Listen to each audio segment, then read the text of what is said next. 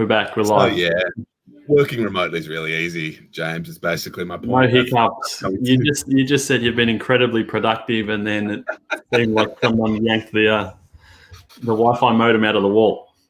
Yeah. So we're now running on my phone. It sort of feels like we're talking by telephone with a tin can and a piece of string and another tin can on the end. But we did it. We made it somehow. So you tethered to your phone now? Is that how you operate? Yeah. So it's the future. It's the future, apparently. So that's complete mobile office. You are. Yeah. But the Um, broader answer that now seems a little bit redundant is it has been going fairly well. Yeah. With a couple of hiccups. Look, a few Zoom meetings, one of them with you, and a few more since then that have worked okay. Yeah, look, reasonably productive-ish. Yeah. And so from the workflow perspective, it's been going reasonably well. So what would a normal day? What would a normal day like for yours look like? Is it like the TV shows where you're running off to court with a whole bunch of stuff under your arm and having some big argument, or like how does it really work? Look, Suits is basically a documentary. It's pretty much that. It's no. Look, I'm joking. A commanding amount of my job looks a lot like yours and looks a lot like a lot of other people's. Reading emails, taking phone calls, having meetings. Yeah. And so the court element is sort of the background of that, of like, all right, how are we going to prepare for that happening in 6 months' time? How are we going to avoid there being a problem in 2 weeks' time when we go to that? And so the 95% of chambers work or office work sort of has the specter of a judge looming over it. And so because I'm a litigator, which is to say a court lawyer, a lot of my advice is, right, how do we form a strategy? How do we get our documents together? How do we get our evidence together? How do we decide on the best way to chase someone or to evade someone, more or less? Yeah. So are the courts open? The courts aren't open at the moment? No, not physically. I had my first hearing attendance by mobile phone. So I'm wandering around with the AirPods in, sipping a cup of tea, attempting to appear. It was interesting. Yeah. It's a lot less formal than I'm used to, but it went well. It went reasonably well. And so what are you in the current climate where there's a lot of people where it kind of seemed to be at the very early stages of it, a lot of people are going to have it pretty tough for a little while with everything that's going on out there. Do you think that's going to make things busier for you? Do you have any inclination of what that might look like? No, I don't. And specifically for me, my first thought was that a commercial lawyer in boom time, like a commercial litigator in boom time is arguing about sort of contracts. Yeah. And a commercial lawyer in downtime is arguing about insolvency. Okay. And so I sort of thought, okay, the deal stuff will wind down and hopefully the insolvency stuff will tick up. Yep. What you might or might not be aware of, James, or people watching might or might not be aware of, is that these very short demand periods for what's called a statutory demand, which is how you wind up a company, or a bankruptcy notice, which is how you make someone bankrupt, have gone from 21 days to 6 months. Right. And so the idea that a lot of these things were going to flare up and we were going to have a lot of these sorts of fights in the coming months, weeks, years has sort of been put on pause for a little while. Yeah. And there's a degree where we're all trying to sort of figure out, all right, well, what does the landscape look like? Because the advice would be go and chase, go get your money. And now the advice is, well, yes, but there is this enforcement question. And so to add to the hum of anxiety that follows me around, there is this question of what does a commercial litigator in circumstances like this look like? And I don't think anyone has a good answer, and we're about to find out. Yeah. It's interesting. Like there's a lot of people pivoting is kind of the word that's being thrown around at the moment. A lot of businesses that are having to adapt very quickly to a changing environment if you want to survive. Like I was on the phone with a client yesterday, and in a particular industry, and you're saying, James, I'm starting to get these inquiries that look like this, but I'm not terribly set up to deal with them in an efficient manner. And I said to him, look, if you're getting inquiries like that, chase after it. And when you've got this administrative problem because you can't deal with them quickly enough, well, then worry about it and try and come up with a solution. For the time being, it's try and pivot and create the problem that you've got too much inquiry, and then, as I said, then deal with it after the fact. Well, it's really good advice. And we, which is to say sort of commercial litigators, had sort of thought about what sorts of disputes we're expecting to be seeing. What is the COVID inflected piece of commercial litigation? And what we were thinking about was a lot of delay and extension kind of disputes, and terms like the force majeure, or however you're supposed to pronounce that clause, where there's the act of God. And so the question is, does a pandemic fit into the way this clause operates? And I won't bore you on it, but there's some complexity there. And then with the change in the insolvency laws, there's a lot of uncertainty to bundle on top of the of the normal level of uncertainty, if we put it that way. So I think it means for us, when we're dealing with our clients, that it's then up to us to listen even more closely, and for us to engage even more wholly and think more strategically about, right, this will go on in the short term. It won't go on in the long term. So what is the medium term approach? How can we go about this the best way possible? And look, there are all sorts of nuts and bolts answers to that question, depending on what the issue is you're dealing with. But it's a sort of, there's a degree of excitement about that kind of challenge of like, well, okay, the tools I normally have available to me are not. And so how does my job look when the way I do it must change immediately? There's a bit of fear, but it's sort of a challenge that I think a number of us are excited to lean into as well. I'm feeling the same. Like, this is pushed, I guess in the first instance, it's pushed a lot of us that would ordinarily work in an office. It's pushed us to work from home. And so we had to very quickly work out, well, how does that look? But it's going to be interesting to see what are the flow-on effects, to say, like, we've been pushed to such an extreme in such a short period of time. What does the normal world actually look like once all of this is done and dusted? Like, as you said, it'll eventually pass, whether it's next week or next year. At some point this will pass. But I think we'll all, some of the things that the way that we've adopted our practices, will continue to do those even back in the normal world. So it'll be interesting to see how it unfolds. I mean, I think it's a particularly interesting thing in your industry, James, in your profession, because as a layperson, the view I take is you put together a portfolio, a significant amount of that. So, some amounts of it are riskier than others, and a well-organized portfolio will almost certainly be sitting on cash, or gold bullion buried in the backyard, essentially. And so I wonder whether you're facing the question from your perhaps more speculative clients of like, right, is now the time to get out of German government bonds, or is now the time to go dig the gold out of the backyard and go buy? The question of like, where is the bottom, I imagine now, is what your clients are agitating you about. So look, a lot of the work that I'm doing at the moment, and it's actually interesting to kind of track the number of phone calls that are coming through versus the news we're seeing in terms of share markets. So a couple of days ago, I spent just about the whole day on the phone. Like, I'd be on the phone to someone, and the calls are kind of 20 minutes, half an hour or so. And I've been pushing clients to call me. I've said, look, if you're sitting on something, if you're worried about something, I don't want you sitting there sweating it. Call me. So I've pushed it on them to say, call me whenever you need to call. But a couple of days ago, like, I'd be on the phone with someone, and then it'd be a voicemail, and then I'd return that one. So I probably spent the whole day on the phone. That was when we were seeing a whole lot of doom and gloom, and share markets were dropping away.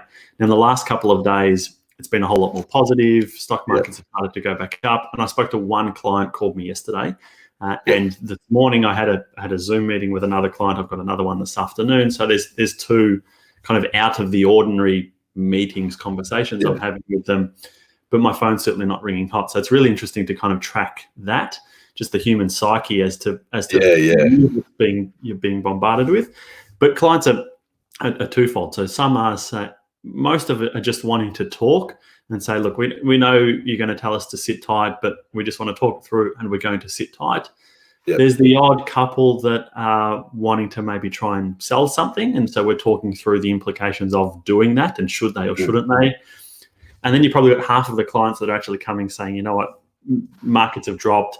I want to try and take advantage of this. And I've got conversations kind of going on with 3 new clients at the moment that have never had financial advice in the past before, that are now seeking it and saying, look, we know enough to understand that share markets have dropped a whole lot. Yes, it could get a whole lot worse before it gets better, but we do know 6 weeks ago they were a whole lot higher. And at some point they're going to get back to that. We just want your help to get exposure to that. Yeah, so those conversations are really good to be having with people that something's clicked on them and they're saying, look, now's the opportunity to actually do something for the longer term. James, can I ask a bit of a personal question for you? You're not an old guy. Yeah.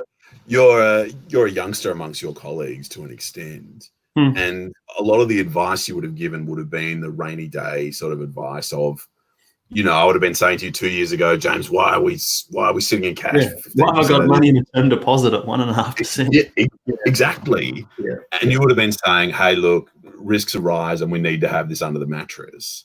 Yeah. Is this going to be, the sort of career defining one? Are you going to be saying, I was there in March 2020, I was advising people? So to the extent that I'm doing it at the moment, it's bigger than what it was. So I was very early stages of doing this when the GFC came about. So I was supporting the person who is now a managing director. I was working directly with him at the time. We were going through some changes in the way that we managed client portfolios back then, but I kind of saw I was exposed to it enough to see the impacts that happened to clients that actually panicked and sold versus the difference that it made when someone held their ground. They had enough of these cash and term deposit reserves to see them through the bad times, and they still held all of their shares out the other side. So I was exposed enough to that. So it's kind of not the first time that I'm going through it, but certainly I'm a lot more responsible for that advice to clients today than what I was 12 years ago when this happened last time. Bloody hell! I was there. You get to have the moment. So for you, the whole coffee and a cake nut stuff that you've got going on. Normally, you're bouncing around different cafes in Sydney. You're going to keep doing that from home, if you can. Yeah, I think so. I think there's a degree of staying the course.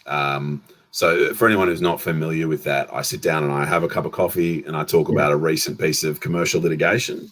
And so hopefully the way I like to describe it is that hopefully it's approachable and that I'm okay to deal with over a video, and hopefully it's rigorous, that I'm talking about the law in a fairly complete and accurate way. And so I have, look, it's time consuming, but and James, you'd have had this experience. I do take some joy from it, as well as treating it as a business building, professional development exercise. And I continue to take that pleasure from the idea that I'm helping people get better at their job. So yes, is a short point. I'll continue for the midterm, but it's funny. What I've always said is, look, the courts aren't going to stop handing down decisions, and the courts aren't going to close. And when the courts close, I'll be out of a job anyway, and that's never going to happen. And so, look, hopefully there are a lot of judges who've been sitting on draft judgments that they're now going to have to turn their minds to and start handing down judgments. But it was funny to be confronted with this phrase that I'd used a few times of, look, I'll always have content. I'll always have a conversation to have, because there'll always be a new judgment that comes down, a new set of facts to discuss. Yeah. And so the idea that the courts might close sort of led to an interesting thought of like, well, what does that look like? Yeah. But yes, look, there'll be, I'm catastrophizing. There'll be judgments coming down. And for so long as people are taking value from it, and for so long as I'm enjoying it, coffee and a case note, we'll go. We'll continue. Yeah, good on you. Yeah. I've found, I started off, and it's probably pretty similar with you. I started out thinking that, hey, putting this stuff out there was going to lead to all of this new work coming in. Yep. It's now turned to me for more of a hobby. Like I actually like filming Yeah, it, yeah. and editing it, and trying to make it look a bit nice and putting it out there. Like the direct inbound stuff from it is practically none. Is what I'm seeing, but just people in my broader network that are now kind of keeping me more top of mind, and you get the odd introduction from people that you think, well, how would you have ever even thought of me in the first place? I guess it's working from a business building point of view from that regard, but more than anything, it's just become a whole lot of fun. And in the this week and next week, I'm kind of doing these lunchtime chats with a whole bunch of people, and we may as well record it and put it out for anyone else to watch too. It's a great concept, James, because I mean, if we stay in the catastrophe facing us all, one of the elements we miss is that sort of social interaction element that is not merely professional, but it's informed by the work we're doing. Yeah. So, I'm a better lawyer because I know what accountants are thinking about, and accountants are better accountants if they know what financial advisors are talking about, and management consultants are better at their job if they know what whoever is talking about. And so there's that element that can be lost where, my bed is 3 meters away from this computer right now. It's on the other side of that door, where wake up, come in, work, stand up, have shower, go to sleep. That can look fairly productive on a timesheet, but I think you miss the gloss. You miss the genuine improvement and also the pleasure, I think, that comes from being exposed to other people in your broader network. Yeah, and take a bit of a break from the day-to-day, the Zoom meetings, all the work, and have a chat, and it's all good. Yeah. Okay, all right. Well, we've probably nearly racked up half an hour between the first episode and the second episode. Yes, working remotely. James, can I hit you with a plug? Is that all right? Yeah. Look, one of the things I'm doing is stealing your idea. I'm going to go live, as you have, on Instagram tonight. I meant to actually ask you, where can people find you and what can they hear on LinkedIn? But thank you. Finish your plug. Go for it. Yeah, no, awesome. Thank you. It's a lovely mucky way to end an interview, isn't it? Just to chuck a plug on there. Look, it's called Coffee and a Case Note is the Instagram account, Coffee and a Case Note. And essentially, I'm going to go live. I'm going to set up my phone on this crap tripod just there. It's going to be at 8 p.m. tonight, Sydney time. And I'm going to run what we lawyers call a CPD, a continuing professional development session. I'm going to give a 1-hour seminar. It's going to be really rigorous legally, but tonally, hopefully it's going to be a bit approachable. I'm going to have a glass of wine. We're going to talk a lot about Section 232 and 233 of the Corporations Act. And hopefully anyone who's kind enough to come along will take a bit of value from learning about a fairly fiddly part of the law, and hopefully we'll have a fairly nice, relaxed time as well. So if anyone's inclined to come and visit Coffee and a Case Note, the Instagram page, that would be a huge favor, and we'll see how it goes. I'll drop by 8 o'clock. The kids thanks, James. You'll probably be asleep, so I'll tune in and catch your CPD. I'm going to do CPD too, but unfortunately your CPD doesn't count for my CPD. So that doesn't count. You can't get an hour's CPD by watching your Instagram live. I don't know. I can make the argument for you. Well, I suppose it depends on the section of the Corporations Act that you're going into. So quite so. You'd have clients that would need to understand this stuff, James. Yeah. Well, you're also learning about professional skill. Yeah. The only question is, what wine are you going to pour for yourself? This is the most difficult part. There's something in the fridge. I have no idea about wines. Every now and then, my wife buys a bottle and says, "Here, do you like the taste of this?" I said, "Yep, no." Yep. I don't know what I'm thinking. Wait, ticks and crosses. Yeah. It's ticks the tick and cross sommelier. Yeah. No, James. It'll be fun. I think. I hope. We'll see. Okay. So last thing, I just want to jump into there are a couple of comments in here. Oh, great. So there's me saying, let us know where you're watching from. Graham's back again from the Philippines. So Graham was watching yesterday. Hi, Graham, if you're still there. Great to have you back again. Kieran, who's in Sydney, Hey, Playing nice work, guys. And Daniel Lee, who is a lawyer down here in Melbourne. I used to actually go to school with him. I bumped into him. nice. Bumped into him Kieran. Hey, in the lobby of an office building a little while back. We hadn't seen each other for years. So he wants to know what time is coffee. Hey, no, wine, 8 p.m. tonight. Wine at 8 p.m. That's tonight on Instagram. All right. Thanks, James. Thanks for joining me today. Thanks so much. See ya. Cheers. Bye.